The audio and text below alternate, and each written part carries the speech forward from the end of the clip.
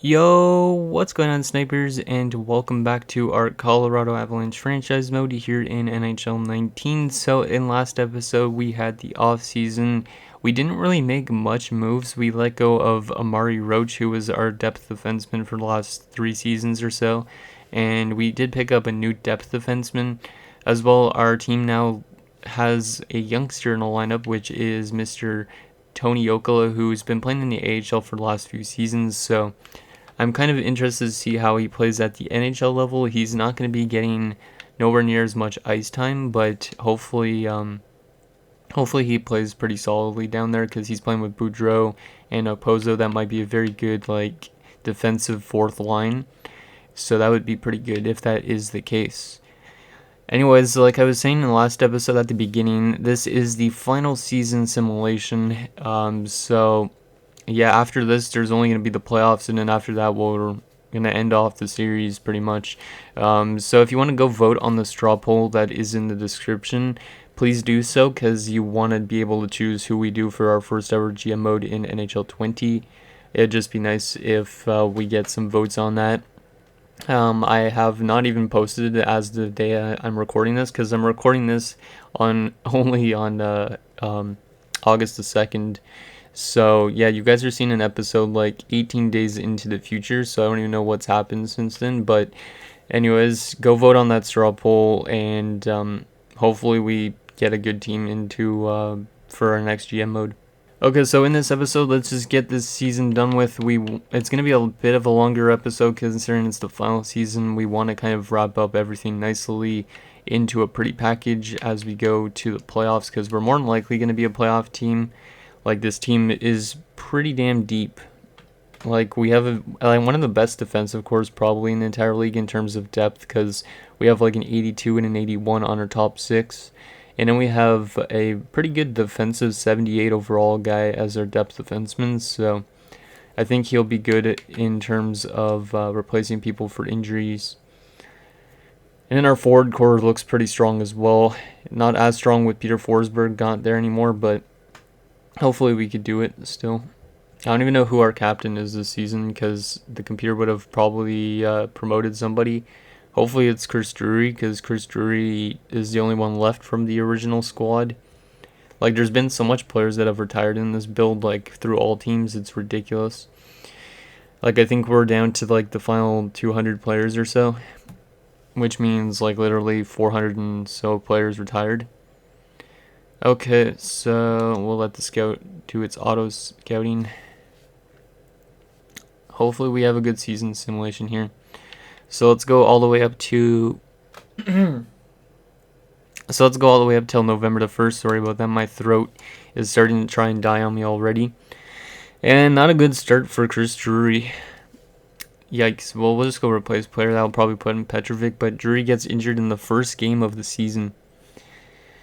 Yeah, maybe this is his last year, or one of his last years. Because getting injured in the first game is kind of a saying that he is getting old. Petrovic played one game, had 7 penalty minutes. Jeez. I didn't know Petrovic was the type to fight and all that. But I guess he's a two-way forward, which makes sense for fighting and stuff like that. Because if you guys watched my Minnesota series back in NHL 18, yeah, Bear Schultz was a two-way forward, I'm pretty sure, and he was getting a lot of penalty minutes. But he was a really good leader, too. So 3-1 to start the season. We beat Buffalo. We're playing really good defensively, actually, out of the gate. We have not allowed more than 2 goals in a game. Yeah, this might be one of our best seasons yet if we sim like this the entire year. Like, Ross Carter won his second Vezina last season, so this could potentially be a season where he wins. Like, he's only 27 and only getting better. You know, I think that's a line from a Drake song, if I'm not mistaken. Like, I'm only 27 and I'm only getting better. Yeah, I forget what song that's from, but I'm pretty sure that's what he said. But yeah, I think that's basically what's the case with Ross Carter, because he might be only 27, but he's literally winning a lot more awards and whatnot. So Keefe has been injured with a fractured jaw, which means it's going to put in Mr. Emmanuel Darling, I think his name is, which I'm fine with just putting him onto the top line. I don't really like screwing around with the lines too much. So 7-2-2. Nice. Those ties we still get 1 point in, and then those 2 losses we don't get any points. And there's another tie. 7-2-3. Interesting record. Let's go another month. We probably won't check player stats till maybe till the end of the season. Yeah, we'll leave it under wraps till the end of the season. But we will be able to probably see who leads us in points once we go over to see the trades at this final trade deadline, because I want to see if there's been any big blockbuster trades. Like, there has been some in the last few years, but there's not usually any huge ones. So Darling, you're going to get replaced again by Mr. Keefe. There you go. Hopefully this team is playing as good offensively. Like, the record looks really good. We just lost 2 games in a row, though, for the first time. Game against Phoenix, who's struggling. And we beat them 3-2. San Jose is not off to the greatest record. Huh. That's kind of shocking. Because they have a very good squad. And then Hines was pretty good last year in getting San Jose to the second round before they were eliminated by us. And this is Hines' last year in his contract too, which means he might become a free agent next year unless they decide to re-sign him. Which they probably will re-sign him, because with there being no cap, salary cap, they could just sign anybody they want. It's kind of a broken system like that, but like at the same time, I like it like this right now. Even though it's kind of hacky, like, because I could sign anybody that I want, any good player. But I think I like how I've been building the squad up, because we've won 3 cups, which I think is tied for the most in this build so far with like New Jersey and Detroit. I don't think Dallas has won yet, which is kind of weird. Like, I think they've been in a bit of a rebuilding state since like the early year 2000s, you could say, I guess. Because this is technically the 2010-11 season, which would have been like the rookie years in real life for PK Subban and Tyler Seguin. And Taylor Hall, actually, for that matter.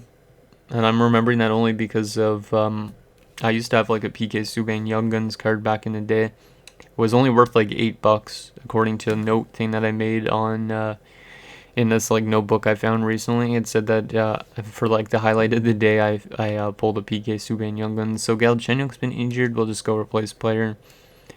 It's a mild concussion, at least, not a post-concussion syndrome. And there's a loss. So yeah, we kind of struggled a bit that month. 12-7, 5-2. How are we standings wise? I don't want to see who's leading us though. Okay, Galchenyuk 23 and 26. We're in currently the second last playoff spot. Huh. That's kind of surprising. We'll probably pick it up throughout the next half of the season, because this team should be really good. But then again, I have not looked at the rosters for other clubs yet this season, so I don't know if they are better or not. So there's a shutout win, 3-0. Hopefully Ross Carter could win another Vezina this year. But then again, he might not, because we have a lot of losses this season so far. Unless, like I said, we go on an absolute tear the next half of the season, which could happen. It just sucks that we don't have Peter Forsberg anymore. Like, that guy was a point machine, because I think he retired with like 900 and something points in 900 and something games. Like, he was almost point per game in this build. And then in the playoffs, he was almost point per game as well. So he's definitely a key piece that we lost out on. And he was only 36 too, which means he was younger than like Joe Sakic and Patrick Waugh when they retired. Which makes sense in real life, because in real life he had his problems obviously, and then he retired young. Okay, 16-9, 6-3. Come on, boys, let's get some more wins here. Let's get to 20 wins by the end of this month. Should be pretty easy to get. Roger Yonkman. What's with all these AHL guys getting injured? I don't really care about those AHL guys that much, because there's not a lot of solid prospects down there. There's some like Kavanaugh, and I think there's one other guy at least. Game against Calgary, we beat them 2-1. We beat the Mighty Ducks, who have been having a great season, so that's good. Can we get our 20th win here against the LA Kings? We lost Ross Houston, who was one of the guys they drafted. So Grollo is back, but I'll leave him out. Game against LA, we lose that 3-1. Don't care about Yonkman either. And game against the Mighty Ducks. Wow, we actually had 3 games in a 2-week span against the Mighty Ducks. And Galchenyuk is back, so that is great. So Petrovic back out. Maybe that's why we were losing some games, because Mr. Galchenyuk was out. Come on, boys, beat those Mighty Ducks. Yes, 2-0 win. Game against Detroit, and then we have another game against Anaheim. And do we beat them? No, we tie with them. So we're 21, 10, 7, and 3 at January the 1st. How are we looking standings-wise? So we're currently second best in the division. San Jose is number 1, so Hines is trying to give his team a good chance of winning. And Ryland Keefe is leading us with 24 points in 38 games, so none of our guys are point per game this season, which means we probably have good depth scoring, but we just don't have one guy standing out, which means it's a team effort this year, so that's good. Like, I would rather the entire team play really good instead of, like, just have one, like, stud player, because, like, if the team is playing well, then the team might go far. If it's only one guy doing it, then you kind of have to rely on that one guy to do it all. Okay, so month of January. Janice Jerome Mosier. That guy's a real player, I know that. 78, that's not a bad depth defenseman either, but we already got one depth defender. I'm not assuming we're going to have 2 injuries. If we do, though, we'll call up that 77 overall AHL defenseman that we have. Don't even remember his name now. But we'll call him up if we have any injury troubles to defense. Also, if there's any audio glitches in this episode, I really apologize, because sometimes it looks like my Elgato's audio is lagging, but I don't know if it actually is or not. So Clymer has been injured down there in the minors. That's actually the defenseman I was talking about. Of course, he has to get injured just as I was mentioning him. Okay, so we got only 4 more games in this month, so not a really busy month of January. Hopefully they add the All-Star game into NHL 20. At this point in time, I don't know, but at this point in time, for you guys, you actually might know, because I don't know if they've released any info on franchise mode as of the point you're watching this. Because I'm pre-recording tons of episodes, just so I could get like the last 10 to 12 seasons done of this. And then I could do a recap for you guys at the end of NHL 19. So Clymer's back for the AHL, so I'll actually put him back in because he is an important piece down there. Oh, they put in Grollo. That's funny, putting in a Ford as a defenseman. There you go. Game against the Germans, who we beat last year, and we lose to them in overtime. So 23, 15, 8, and 4. Not bad, but I feel like Carter's not going to win the Vezina this year, because this is one of his more worst seasons so far. Okay, headed into February with a winning record. All is looking pretty good so far, I think. Let's take a look at the standings. Okay, so we're currently tied for the last spot in the playoffs. Yeah, we're struggling this year, which is weird. Like, there's no offense. 28 points in 50 games is our best. Yeah, maybe that's why we're losing games. We're just not scoring enough goals. I'm still going to go ahead with it, though, because I think this team still has the potential to just go on a streak, because we still got, like, another 30, 40 games, I think. Then again, I'm just doing the math off the top of my head. I don't even know what it is. No, I don't really want to trade my first, even if it is for like somebody like Ed Jovanovski, who was a former first overall pick himself, though, which is kind of crazy. There's back-to-back 5-2 losses. Yeah, Ross Carter's having a rough time this year, which is surprising because this team is pretty much the exact same as last year. Like, no changes whatsoever. Oh, there's a 4-1 win over Czech Republic. Game against Montreal. Come on, boys, let's win a lot of games. There's a nice win. We actually got another game against Montreal coming up as well. Game against the Islanders. in New York, and we beat them 5-4. Good job, boys. Now we're starting to play good again. It's been kind of an up and down season nonetheless, but hopefully we still have a very good playoff simulation. Because I'm assuming we are going to make the playoffs, because this team, if they miss the playoffs for the final season, that would just be a bummer, considering we just won a Stanley Cup last year. So, game against the Islanders again, they're struggling. We beat them. Good job. Or no, we don't beat them, we tied. Why did I say beat them? Game against Dallas. In Dallas. And we lose to them. Yeah, we're struggling still. I don't know why. If it's our defense or if it's our offense just not scoring enough, or what. Grabeshkov is back. Yoko is up to an 81, I just realized, so he's growing, which means somebody's going to have to get moved out like McArdle next season. So that might be something I do in my own time after the playoffs and all that. Just to give you guys a little hint of what could happen. Game against Finland, who's struggling a lot too. It's a long simulation for some reason. This game's slowing down and we beat them in overtime, but then we lose to the Rangers. Okay, so we're up here at the trade deadline. How are we looking standings wise? We are currently third in our division with 67 points. Yeah, we're only how much points behind? Yeah, we're only 5 points above the team that's out of the playoffs. So we're kind of struggling a bit. So we're gonna advance today because we're not gonna make any trades, because I don't really believe in making trades for this team. But let's take a look at what trades happened this trade deadline, and then we'll get into the rest of the season, and hopefully we make the playoffs. So let's go to the bottom of this list. There's a lot of trades. Holy, that might be the most trades I've seen. Some of them were earlier on, but so Vancouver acquired a first from Czech Republic for Torsten Nilsson and a fifth. Sweden acquired a third or 2/3 in Avery for a third, and Mats Nordstrom, not Matthias. Matthias is retired already. St. Louis acquires Alexei Nikitin from Calgary for Johan Redden in a sixth.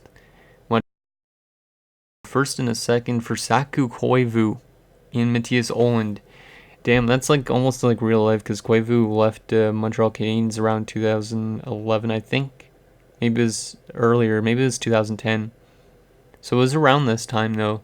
But anyways, he goes to Florida this time around. Same with Matthias Oland, so Florida's stocking up. Ottawa acquires Chris Pollock in a second from the Germans for Dmitry Kvasha, the former Sweden pick, I think. Volchenkov, which is a goalie prospect, goes to Rangers for a first. Maybe that wasn't a prospect. Elias McGillis and a third go to Dallas from Boston for a second, a fourth, and Nabokov. Edmonton acquires a fifth and a seventh for Nicholas Jansen. Ottawa acquires a third for Dominic Collins and a fifth. Vancouver acquires a first-round pick and Ladislav Baranka for Ed Jovanovski. So Ed Jovanovski headed off to Calgary. Interesting. Nashville acquires Taro Solani, which was a guy that won, I think, some Mastertons, as well as Darsh and Valerie Bure. I think that's Valerie Bure. All those guys go to Nashville for Ty Altschuler and a first-round pick. Edmonton acquires a second and a fourth for Ross Peterson, who goes to Buffalo. The Islanders acquire a first and a second for Irving and a third, and Thomas Ziska, who go to Florida. The Islanders acquired a third and a sixth for a fourth, Wisniewski, and a sixth. So Florida and the Islanders doing back-to-back trades in back-to-back days. Sweden acquires a second, a third, and Blackburn for a second, a third, in Eckford. A lot of picks getting moved. Ottawa acquires a third from Montreal for Alexei Yashin. Montreal fans, how do you feel about that? Alexei Yashin going to your team in a fourth. Tampa Bay acquires a second rounder, Oleg Kvasha, and a third from the Finns for a second, and Chris Gratton. St. Louis acquires LeBlanc and a third for a second, Kavusari and a third, who heads to Germany. Interesting. So no real big blockbusters, but that was a lot of trades, I think, this year in comparison to past seasons. So that's kind of cool. So let's get the remainder of this season done with. Hopefully we can make these playoffs. We just need to win the majority of our games left because Vancouver is a team that could potentially catch up to us and knock us out of the race, which would be a real bummer if that is the case. Like, this team should be a team that makes it far. Elliot Kavanaugh has been injured. That's actually a good prospect down there, which sucks. And actually the AHL team might be making the playoffs, which is kind of surprising because there's 2 starter prospect goalies, and goddammit, Brian Pierce has been injured in the NHL now. But yeah, the AHL team is kind of surprising me because, yeah, they have 2 rookie goalies in net. So Kavanaugh's back for the AHL, which means Grollo, you're coming out. Kavanaugh is going to be in the NHL probably next season, so you guys know as well. Yeah, this guy's looking like he's having a good time there in the AHL. It might be nice for the Colorado Avalanche and their AHL affiliate to send players back up and down because, like, literally they're both located in Colorado, so that's kind of cool. So Petrovic, you're back out, and Pierce, you're back in. I could always put Zadorov up there because Pierce is more of a two-way forward. 32 points. How's Zadorov? They have the exact same point totals, so it doesn't really make much of a difference. But Zadorov is a playmaker, so maybe Zadorov would be better to put up on there. Game against Nashville is another win. Yep, we're starting to win games. Yep, we're having a good month here, so we're probably going to be making the playoffs at this rate. Yep, we definitely are. 8-2 win and then a 6-0 win. Now we're playing like the team we should be. Just hopefully we can continue that into the playoffs. Not be a first round exit, because that would just be a bummer way to end the series too. Game against the Sharks. Zubov has been injured. That's not good, so he's going to miss time. Like maybe a bit of the first round, I think. Yeah, he's going to miss like a couple games. Let's get the remainder games of the season done with. Game against LA. We lose to them in overtime. Game against Sweden. We lose to them, and we lose to Anaheim. So we went on a losing streak near the end of the season, which sucks. But let's take a look at our player stats for the season. So, who led us in points? Galchenyuk only had 53 points in 69 games because he missed a lot of the season. But yeah, that was our best point man. That's kind of surprising. We'll sort by each position, might as well, just to kind of make it more intriguing. So center-wise, Drury 43 points. So yeah, that was his worst season, I think, yet. Yeah, probably just because he doesn't have like Forsberg around him. Pierce 38 points, which is just another upgrade from last season. So he's still, like, steadily getting better in terms of production, which is good. Zadorov 36 points. He's continuing to be a bust of a pick. Yeah, he had one good year, 50 points, but not good since. Boudreau 28 points, not too bad, which is a downgrade from his rookie season, just barely. Petrovic had 7 in 20 as a depth guy. Left wingers, Ryland Keefe 50 points. That's also a downgrade from last year, I think. He up by 14 points. Jokela 26 points on the fourth line. That's pretty good. So he outproduced McArdle, which means, yeah, McArdle's probably on his way out next season, guys. I'm going to probably move McArdle down to the fourth line. Darling 3 goals in 9 games. Right wingers, Galchenyuk 53 points in 69 games. Zubov 46 and 79, but he's out currently with an injury. Gerbeshkov down to 45 points. Yeah, Gerbeshkov might not actually end up being that good player because he had some very good seasons, but then he suffered an injury here where he put up 30 points in 49 games. And in this season, he only puts up 15 more points in like another 27 games, I think. So he kind of struggled a bit, but he was good plus minus wise. Finger 31 points and Okposo 20 points. Defensively, Sam Strudwick 53 points. One of his worst seasons, I think, as well. Yeah, it's one of his worst seasons. Henry 24 points, Darmour 24 points, and he was a minus, which is a big shock. DiPietro 16 points, Lottie 13 points, and Ulanov 8. Yeah, this team's weird. Carter played really good again. 32, 18, and 5 with 5 shutouts, a 935 save percentage, and a 1.97. While Graves was actually really good as backup, so I think it's just our offense that was the main struggle this season. Maybe it's just because we don't have any like sniper kind of guys. We have like two-way forwards. Now we do have some snipers, but yeah, our team might be more defensively minded than offense. Okay, so let's take a look at the entire league standings, see where we finished. Actually, there's a couple games left for some teams, so we'll just advance a day. And then we'll see who we're up against in the playoffs. Okay, so all teams should play. There are 82 games, yep. So where did we finish in terms of the league standings? So San Jose had a good year. Buffalo finishes number 1 again. They were number 1 last year. We finished, where did we finish? Number 9. 39, 23, 13, and 7. 39 ROW, goals for per game.